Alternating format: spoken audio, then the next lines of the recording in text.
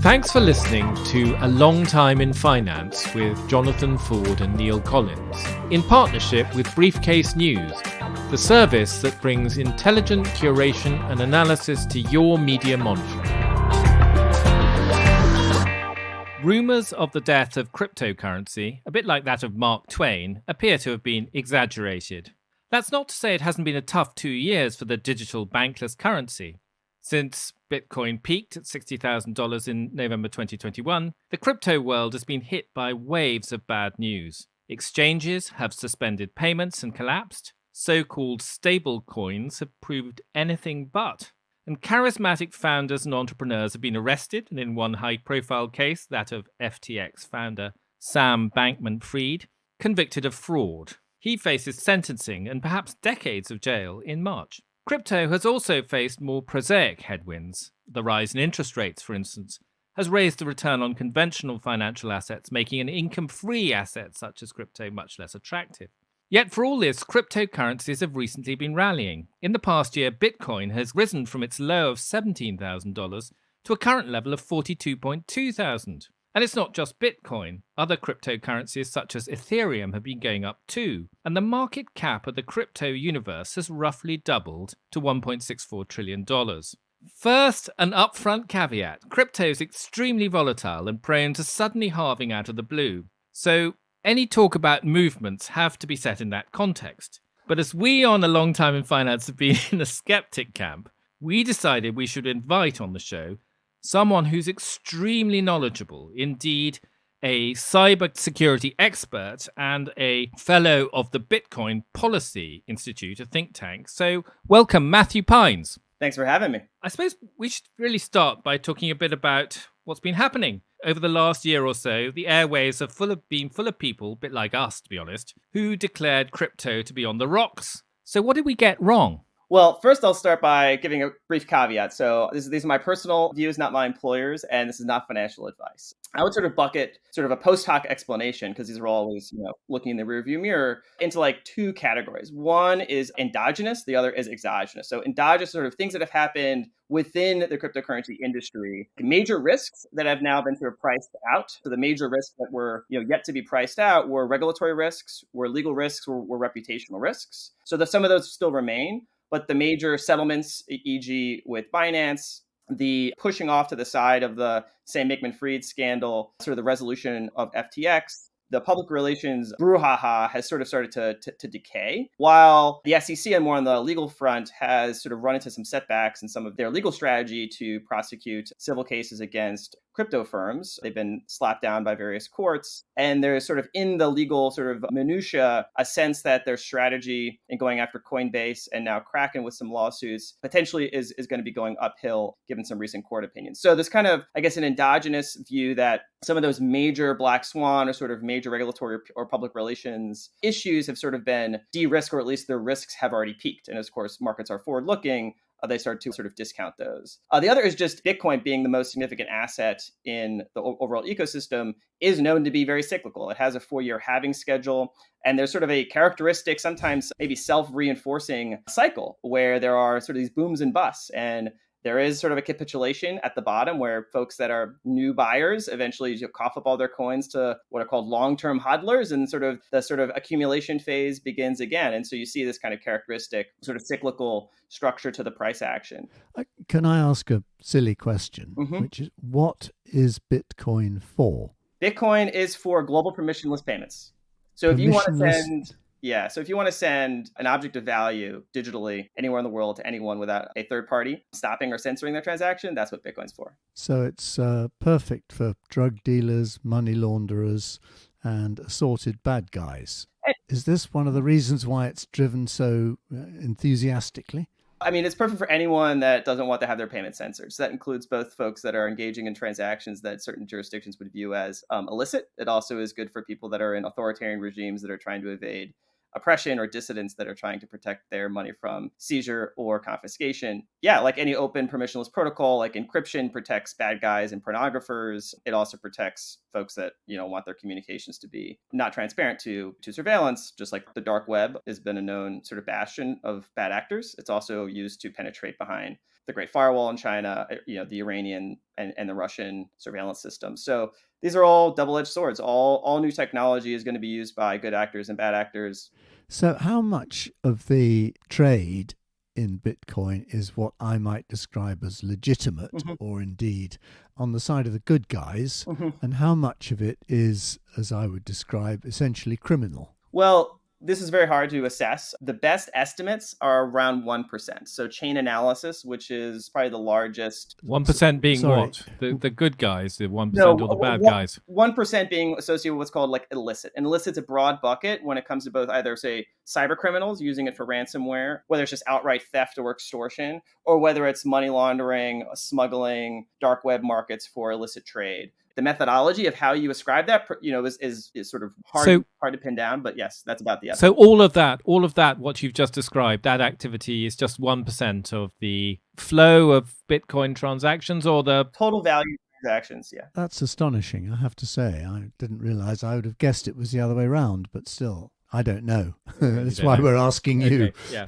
But I was interested, Matty, by what you said about risks being in the rear view mirror. Because I suppose the way I would think about it is if, for example, crypto had been a financial institution as opposed to what it is, you would have to wonder how many depositors would be left, because there's been a tremendous amount of stuff which has him left, if you like, in the mind of the public. This idea that it's pretty much a wild west where even the people who are the biggest players in the game are going bust, have misdesigned and missold products in the case of something like the sort of stable coins like Terra, and are being arrested in airports for money laundering offenses. This may be a risk which has appeared, but it wouldn't necessarily encourage you to immediately put your nest egg into this currency. Looking forward, is there not a public relations job the sort of crypto world needs to do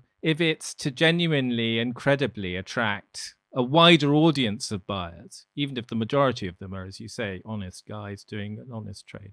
Yeah, I mean, there's two levels to that question. One is the public relations question, which is sort of a question of narrative. And obviously narratives are the coin of the realm now. And of course, the narrative in the last 12 months has been essentially crypto shadow banks turning out to be fraudulent operations run by hucksters or con men. That's just true. That's just like an objective fact, right? And those people need to be prosecuted, thrown into jail, their criminal operations wound down. And so like FTX as an example, basically was shown to have, I think, a single Bitcoin on its balance sheet, right? But fundamentally, it was a offshore, unregulated shadow bank, right? And there's lots of history in financial markets of essentially wildcat shadow banks that write IOUs, claims that they can't back up, and when there's a run or when there's some fear in their ability to make good on those IOUs, those unsecured deposits, there's a run. And that's what happened with FTX. What's happened with a number of these sort of variations of sort of crypto shadow banks or unsecured deposit claims. That's different, though, I would say, than Bitcoin itself. Like Bitcoin is just an open source money project, right? There's no institution associated with it. There's no founder. Unlike where you have a lot of these modern day crypto projects, especially the large institutional ones, where it's tied to their personal behavior. It's tied to your trust in that institution. If you're going to deposit money, say, at FTX. If you're going to give your money to FTX, that's like trusting a financial institution, right? With Bitcoin, you don't necessarily have to do that. You can just own your own Bitcoin. You can run your own node. You don't have to trust any third party. And so there's folks that are in the institutional, say, capital allocation business that have learned a lot of lessons over the past few years and to sort of discriminate between different parts of the market and where they should appropriate their funds with different degrees of trust. And so you're seeing a kind of maturation of this industry and also sort of the associated understanding and nuance on the side of sort of traditional capital allocation. And there's a lot, obviously, of mess to clean up from folks that want to defraud and sort of corrupt, trust. It's an easy place to sort of go offshore, set up an operation and attract money from around the world. That's unfortunately sort of the flip side of being an open, permissionless system, is bad guys can exploit it. Sure. But the thing is, if you have sort of bad people swimming around, I mean, either you can say, well, the solution is just own your own wallet and look after your own little pile of coins, which is not hugely efficient for most people, or you can find better people to do it. And is there a sign, in your view, that those lessons have genuinely been learned? And if so, how do you good guys demonstrate to the public that they are very different from SBF and all the other people who've been rather discredited? Yes, and there are some technical things that exchanges and other sort of third-party custodians can do. One in particular is called proof of assets. So because these are cryptographic related tokens, you can attest cryptographically that you are in possession or you control those tokens. That can provide a certain level of transparency to validate to the market and to your depositors that you still retain control over those assets. That only solves like half of the sort of proof of solvency question that we run into sort of several times now. You have to marry that up with credible auditors signing off on the liability side of the ledger. It's funny. It's like an accounting thing, right? You need to have like confidence. You need to have transparency. The financial system itself went through these issues with Enron and then 2008 is you're trusting some black box of a balance sheet and you're hoping that both sides of those ledgers are matching up. And crypto is taking advantage of the fact that a lot of these institutions can register in the Bahamas, et cetera. So there's like technical things you can do like that. Proof of assets, proof of liabilities, give more confidence and transparency. Same thing with stablecoins, for example. Tether has famously failed to sort of pass multiple audits. It's been a bit evasive on sort of exactly the composition of its reserve holdings. It's given some high-level description of the composition of those reserves, much better than the past few years. Most of them are in high-quality liquid assets, short-term T-bills, et cetera. Obviously, that's one of the primary sort of legislative and regulatory pushes, especially on the stablecoin front, is if you want to be regulated as a stablecoin issuer, you have to sort of meet certain standards of accounting, and I think that's all healthy. It's a matter of who gets the right to issue those stablecoin balances, whether it's going to be reserved just to existing kind of GSIB banks or whether it will be broadened out to a broader set of issuers in a sort of a narrow bank model. That's kind of where the debate is. Do you see Bitcoin particularly becoming a sort of reserve currency alongside the paper currencies that everybody turns their noses up at, but which we can't do without? No. Bitcoin is more functioning or evolving as a speculative reserve asset. In the current global dollar system, the dollar itself has sort of two different roles. The dollar itself as a unit of account and medium of exchange is sort of a symbol that is commonly used to denominate ledger balances in both onshore and offshore dollar system. And those ledger balances, the sort of underlying reserve asset that secures or collateralizes those IOU claims from both onshore and offshore banks or shadow banks is the treasury security or other high quality liquid assets in different regulatory regimes that are treated as high quality liquid asset collateral. And in offshore dollar system, you often give a treasury security as a collateral to get more high powered money, get more liquid deposits. And so Bitcoin functions, I think, as an asset, more like a global reserve asset undergoing speculative monetization. But I think the long-term evolution of Bitcoin, at least in a plausible scenario, say the next 5-10 years, is not going to be seeing it increasingly being used to denominate transactions. It'll be increasingly being used as like safe and liquid collateral to do other forms of financial transactions globally, whether that eats treasury security market share or whether it just eats into gold's market share or just carves out its own demand in global markets for something like a crypto security TBD. It would have to be much more stable and much less volatile if it's going to fulfill that particular function. Yeah. As a pricing mechanism, it's completely hopeless at the moment because you don't know what the dollar price of what you're buying or selling is from one moment to the next. And that sort of stability I would have thought was extremely valuable. Do you think that's the way it's going to go? Well, I mean, portfolio allocators, even whether it's investment funds, pension funds, up to sovereign wealth funds, they try to stay on the efficient frontier.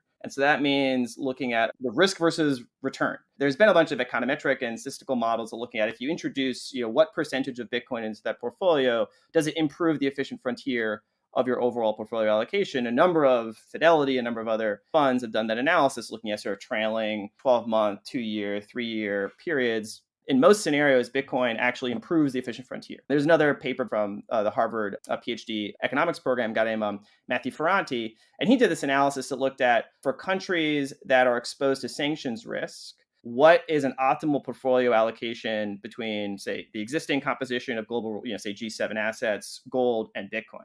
And he looked at, okay, well, this actually is a new sort of asset class that has diversification benefits, necessarily has, somewhat different seizure resistant properties than, say, gold does, as well as G7 reserve assets. And like the TLDR of that analysis was roughly, it makes sense, depending on how exposed you are to sanctions, to have anywhere from like 3 to 10% of your sovereign wealth fund or your national reserve assets in Bitcoin, just as that sort of one narrow example. Can I ask one other question, which is what, if any, impact has China's ban on cryptocurrency transactions had on the market? Well, it was an interesting test of the network itself because China had been up till then the largest source of what's called hash power. So the most amount of like computing resources dedicated to competing to process transactions to add to the overall global blockchain. China had the most dominant position in that market. And they just sort of brought the hammer down all of a sudden. And there was a massive exodus, several dozen percentage points of the global hash rate sort of dispersed around the world. The hash rate being the mining kind of activity. Yes, exactly. And essentially what you're saying is the market just shrugged it off fairly quickly. Bitcoin itself is somewhat of a self-healing system. It has these sort of inbuilt autocorrective mechanisms into the code that's open source, and everyone can decide which version they want to run. And there's kind of a shelling point. Everyone agrees to run the same version of the code, and it has like these programmatic features called, one very important feature is the difficulty adjustment. So, every 2 weeks roughly, the amount of hash power on the network gets sort of averaged out, and it adjusts the difficulty to find that special number in the next 2 week cycle. And that means that unlike with like a big gold mine, if like gold went up 20x, everyone would start mining gold. There'd be a ton more gold brought onto the global markets and the price would sort of fall down. In Bitcoin, essentially this autocorrection built into the difficulty adjustment means that like no matter how much more hash power you bring out of the network, it sort of targets an average difficulty level that ensures that the amount of Bitcoin that's issued stays constant. So there's a lot of these self-correcting mechanisms. Bitcoin itself as a mining, like the mining layer of Bitcoin, it's like this hive mind. And especially we're coming into the halving, which is sort of when the amount of issuance drops by half in April of next year. A lot of Bitcoin miners that are not on that sort of marginal profitability sort of tipping point are going to go out of business. And so it's an extremely competitive market. And it means that you're in this sort of extremely competitive race to find the cheapest power globally. A lot of that is like abandoned hydropower, a bunch of renewable energy projects that don't have interconnection to load centers or taking advantage of these demand response programs. Whereas a lot of, say solar power during the middle of the day and not a lot during the night. And so they sort of flex their load over the course of the day to sort of eat up that what's called a duck curve. Bitcoin mining itself is having a very interesting effect on the grid around the world. Is it true that each successive one requires more computing effort and thus more energy than the previous one? And is there an actual limit to the numbers that will ever be found? Or is it essentially infinite if you've got your quantum computer or whatever it is for the next generation? Yes. So the algorithm basically can treat an arbitrary amount of compute. So, we are at like 500 exahash right now. And when Bitcoin started, it was basically like laptops. And now you have like gigascale data centers that are all competing. And yet the Bitcoin issuance schedule is the issuance schedule. So it's completely independent of how much computing power is brought to. But who fixes that schedule? I mean, it was released when Satoshi Nakamoto released Bitcoin as sort of a first complete protocol that people could start running in 2009. And it's been that way ever since. When I looked at it I think it was March 2021, it was said of Bitcoin then that the energy required to mine it was equivalent to the entire energy consumption of Netherlands. And that while you talked a little bit about renewable energy and solar, a lot of the electricity that was being used to power these very powerful computers was coal-fired electricity in Iran and Kazakhstan. Well, is that still the case? Is that still the case? Yes, I think the latest numbers I've seen, and again, these are just top of my head, is about 58%-ish of Bitcoin's hash rate comes from what you might call renewable sources. So that's wind, solar, hydro, and nuclear. But that still leaves, 40+% from non-renewable sources. So that could be coal, natural gas, peaker plants, et cetera. And yeah, so folks that are, environmentally inclined are definitely pushing to turn Bitcoin into 100% renewable. And that is feasible, but it's not there yet. But is it a good use of energy? If we're talking about something that is consuming a quite wealthy country's electricity consumption, for these somewhat kind of nebulous purposes, you have to question whether that's a brilliant use of energy in the world we live in. That's a moral judgment, I would say. We have data centers that are processing petabytes of pornography every day that are not necessarily serving much of a social purpose, but are consuming probably about the same amount of I don't know. We have Christmas lights that, are based on just decorations. to a certain extent, if you want to live in an open free society, people purchase energy on the open market, and then you try to ensure that any negative externalities from that energy use, e.g. carbon emissions, is disincentivized or they're paying for it. And so I would separate out negative externalities from energy consumption that relates to, say, greenhouse gases from just energy use itself, right? We want more energy use. We want to have a civilization that is much more flourishing. Usually the direct correlation between energy consumption and human flourishing is strongly positive. So unless you're kind of we want to reduce human consumption of energy, we want to all basically go back to 19th century sort of standards of living. Generally speaking, we want to have more energy being consumed. We just want to mitigate negative externalities. I think sometimes that gets conflated, is that you're just consuming a large amount of energy, therefore bad. You quite enjoyed the 19th century, didn't you? Oh, yes. A long time in finance. Yes. No, I rather agree, because I don't know how you discourage it. We're discouraged from using energy in the UK because it's so bloody expensive. Well, I mean, there's interesting, in the United States in particular, the energy question has, drawn a lot of the political attention.